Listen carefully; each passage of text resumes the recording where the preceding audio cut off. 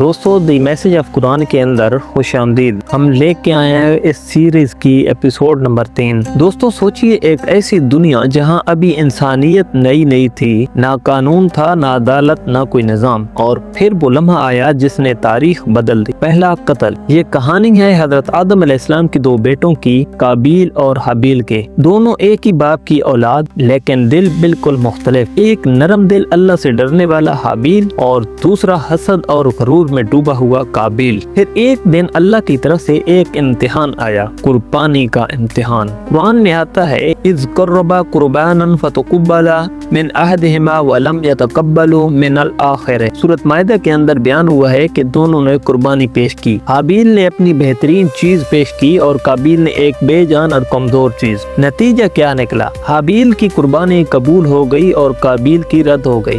یہی وہ لمحہ تھا جہاں سے حسد نے جنم لیا۔ قابیل کے دل میں آگ بھڑک اٹھی اور اس نے کہا میں تمہیں قتل کر دوں گا۔ حابیل کا جواب بھی آیا لیکن حابیل خاموش رہا، اس نے نہ غصہ کیا نہ بدلہ لیا۔ قرآن کہتا ہے لَإِن بَسَطْتَ إِلَيَّ يَدَكَ لِتَقْتُلَنِي مَا أَنَا بِبَاسِطٍ يَدِي إِلَيْكَ۔ اگر تم مجھے قتل کرنے کے لیے ہاتھ اٹھاؤ گے تو میں تمہیں قتل کرنے کے لیے ہاتھ نہیں اٹھاؤں گا۔ یہ تھا صبر، یہ تھا ایمان۔ لیکن حسد نے قابیل کو اندھا کر دیا، اور پھر وہ لمحہ آ گیا جب زمین نے پہلی بار انسان کا خون دیکھا۔ قابیل نے اپنے ہی بھائی کو قتل کر دیا۔ اچانک سب کچھ خاموش ہو گیا، قابیل اکیلا رہ گیا، نہ کوئی خوشی نہ کوئی سکون۔ وہ سمجھ نہ سکا کہ اب کیا کرے۔ قرآن کہتا ہے کہ فَبَعَثَ اللَّهُ غُرَابًا۔ سورۃ مائدہ کے اندر آیا ہے کہ اللہ نے ایک کوہ بھیجا جو زمین کھود کر اسے دکھاتا ہے کہ لاش کو کیسے چھپایا جاتا ہے۔ قابیل نے کہا ہائے افسوس، میں اس کوے جیسا بھی نہ بن سکا۔ یہ تھا انسانیت کا پہلا قتل،